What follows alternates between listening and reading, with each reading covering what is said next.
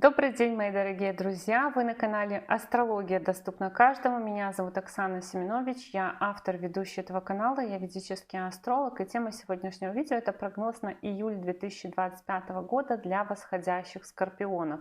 Мои дорогие друзья, если вы смотрите прогнозы на этом канале в первый раз, то я прошу вас обратить внимание на то, что я ведический астролог, и все прогнозы здесь публикую по ведической астрологии, а не по месяцу рождения. И для того, чтобы вы могли смотреть правильные прогнозы, чтобы он у вас работал, я вам рекомендую построить свой гороскоп в ведическом стиле и узнать свой восходящий знак. Как это сделать, я рассказала в видеоинструкции, которая у вас сейчас появится по ссылке в правом верхнем углу. И ссылка на эту видеоинструкцию будет также в описании, в комментариях к этому видео. И в описании, в комментариях к этому видео будет ссылка на мой сайт, где можно записаться на курс по ведической астрологии, либо на личную консультацию.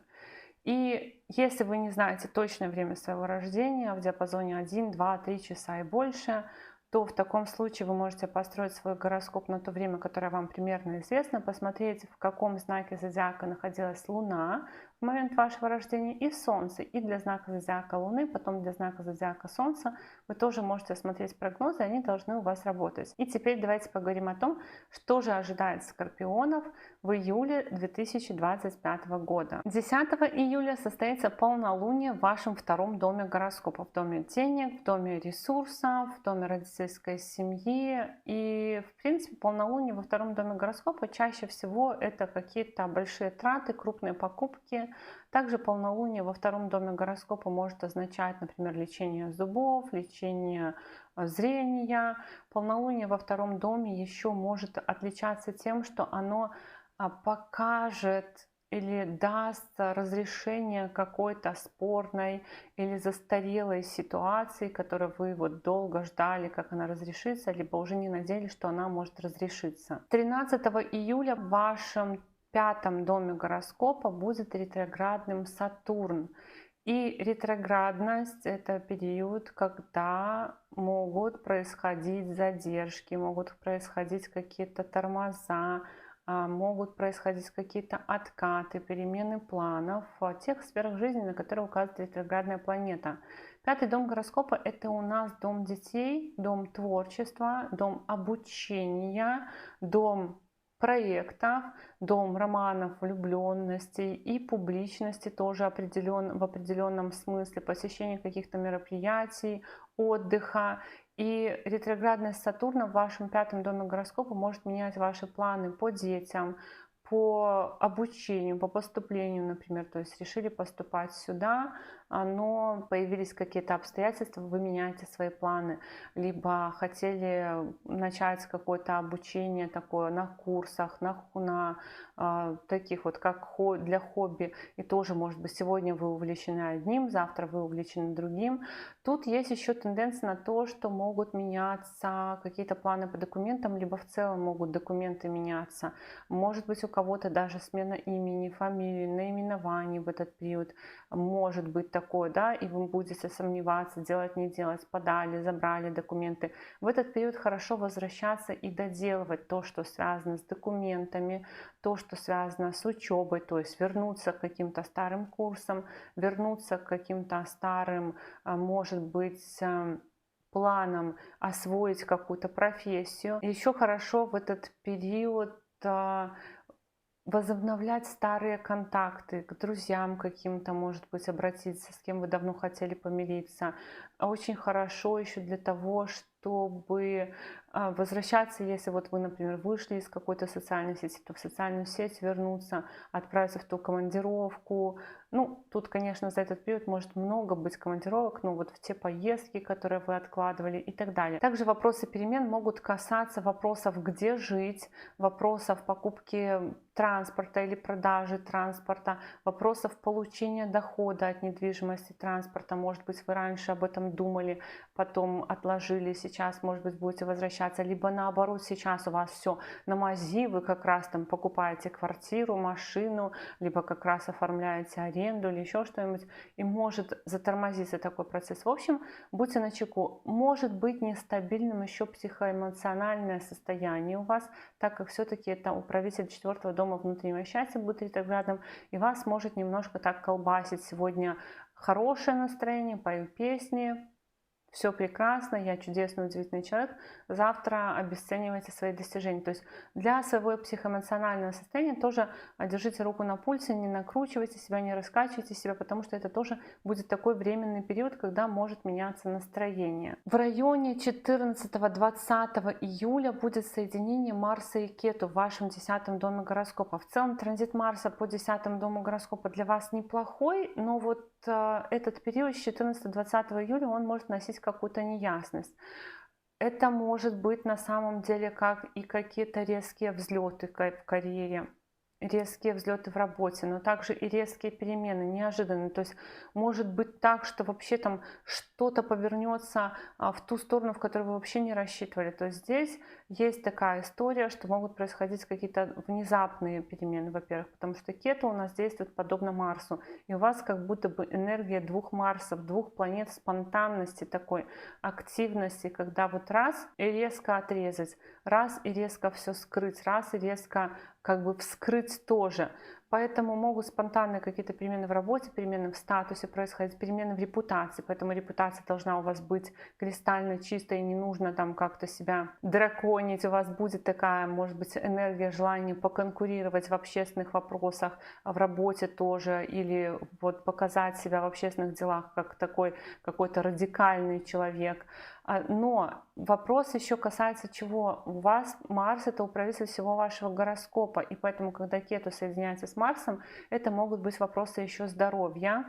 Поэтому стремитесь к тому, чтобы там не засиживаться долго в одной позе, спать на удобном матрасе. Вот тут могут быть какие-то вопросы зажимов, плюс берегите желудок еще и кровь. То есть не пейте много кофе, может быть, вот таких вот вещей, потому что все-таки Кету и Марс, они могут давать по крови какие-то вопросы, по желудку какие-то вопросы могут давать какие-то вопросы. В целом Кету — это планета зажимов. Но, кстати, еще кто-то из скорпионов, допустим, может в период вот этого вот соединения, например, попасть куда-то на телевидение, где-то выступить. А Кету у нас в 10-м доме гороскопа такие фокусы может давать. С 16 июля по 16 августа Солнце будет идти по вашему 9-му дому гороскопа. 9-й дом — это дом удачи, дом отца, учителя, руководителя, дом зарубежных путешествий, дом знаний, дом масштаба в том числе. И транзит Солнца по 9-му дому гороскопа, конечно, может прояснить, во-первых, какие-то вопросы, связанные с отцом, учителем, руководителем. Может быть, какая-то новость, которая вас лично касается, которую вам сообщит руководитель, либо отец вам что-то сообщит важное, либо учитель, если вы учитесь. Также транзит Солнца по 9-му дому гороскопа для кого-то из скорпионов указывает на перерыв в работе, на отпуск. У кого-то это может быть увольнение, потому что следующий транзит, вот он у нас такой на поиск работы в первую очередь. Но в целом вот какие-то могут быть перемены в работе, когда, допустим, вы меняете статус, меняете работу, либо меняете должность, отдел на работе и так далее. Может быть, по вопросам статуса обращаться в государственные органы власти. Тоже, если у вас такие процессы в работе не происходят, то может быть такое, что в госорганы власти можно обращаться по вопросам статуса. 18 июля начнется ретроградное движение в этом же 9-м доме гороскопа Меркурия. И Меркурий будет ретроградным до 11 августа. Вот это опять тоже про отца, учителя, руководителя, конечно. Меркурий в целом про то, что могут быть с ними переговоры. И эти переговоры могут быть с такими вот качелями. Эти переговоры могут касаться уровня оплаты труда. Сегодня вам обещают одно, завтра вам обещают другое, какие-то тайные договоренности, передоговоренности. Может быть, перемены в планах, касающихся, например, поездок тоже, зарубежных путешествий, вот этих вот подачи документов в государственные органы, каких-то тайных договоренностей. И у вас идет аспект на 3-й дом гороскопа, дом рук, конечно, но еще и дом техники, это телефоны, компьютеры, книги, поэтому вам в период ретроградности Меркурия не нужно покупать телефоны, компьютеры менять и так далее. 24 июля в этом же 9-м доме гороскопа состоится новолуние. Что можно сказать? В целом новолуние в 9-м доме гороскопа может просто принести, допустим, удачу в решении какого-то вопроса, потому что это дом удачи. Либо это может быть, опять же, какой-то новый процесс в госорганах, то есть подали куда-то документы, начали процедуру. А также это может быть такая история, когда вам, допустим, вот официально там руководитель что-то пообещал, вы зафиксировали, или новый этап, может быть новое руководство на работе, либо новый этап в жизни отца, учителя, руководителя, может быть посещение какого-то духовного мероприятия. С 26 июля по 20 августа по вашему 8-му дому гороскопа будет идти Венера. Первое всегда, что хочется сказать, когда Венера идет по 8-му дому гороскопа, это не переохлаждайтесь, не сидите на холодном, одевайтесь потеплее. Также транзит Венеры по 8-му дому гороскопа может давать резкие перемены в транспорте, если у вас есть. Но транспорт это любой, да, это у нас и машины, и самокаты, и велосипеды, и яхты, и мопеды, все что угодно. Это может быть резкая продажа, например, либо резкий выход из строя. Кроме этого, нужно понимать, что 8-й дом – это дом чужих денег, поэтому это может быть период повышенного дохода партнеров, и при этом, может быть, просто партнеры вам дарят какие-то подарки, либо ваш доход в этот период скорее всего меньше, чем доход партнеров, и за счет этого вы живете, грубо говоря.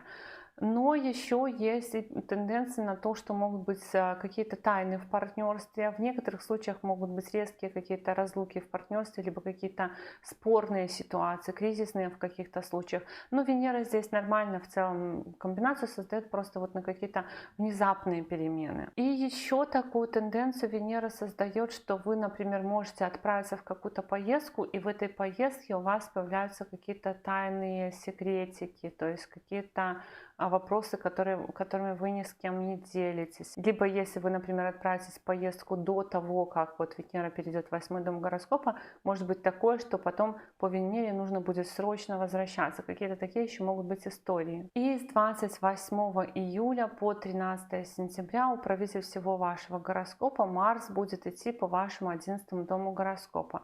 Ну, такое тут 50-50, 50 на 50 на самом деле, потому что с одной стороны вообще транзит нашего управителя всего гороскопа по 11-му дому гороскопа – это классно. 11-й дом – это дом наград, дом достижений, дом дополнительной прибыли, дом будущего.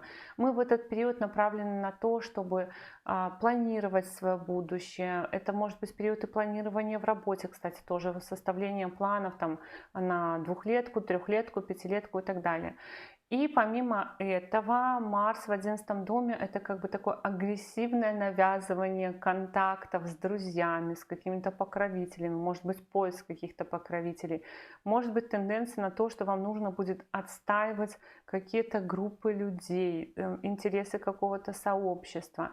Также это направленность на то, чтобы посчитать свои деньги, переоформить счета, заняться там карточками какими-то и так далее.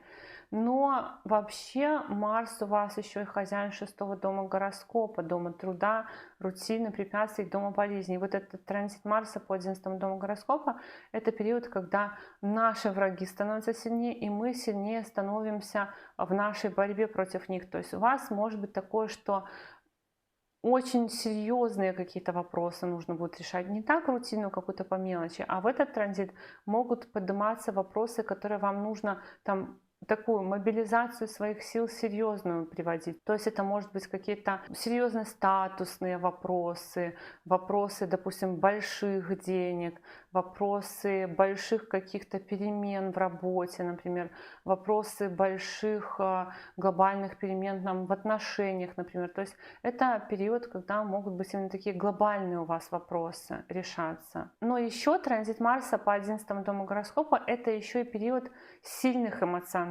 впечатлений. Как раз таки вот сильные эмоциональные впечатления возникают тогда, когда разрешаются какие-то главные для нас вопросы, важные для нас вопросы. Сильные впечатления – это и радость, это и может быть какой-то ну и разочарование тоже может быть, да, но у вас в целом и 9-й дом активен, то есть это какие-то яркие эмоции, они обычно бывают, когда разрешаются важные, главные для нас вопросы. Вот так, мои дорогие друзья, такой у нас с вами был прогноз на июль 2025 года для восходящих скорпионов. Я благодарю вас за поддержку этого канала в виде ваших лайков, комментариев и обратной связи. Но если вы еще не подписаны на этот канал, то, конечно же, приглашаю вас подписываться. И до новых встреч. Пока-пока.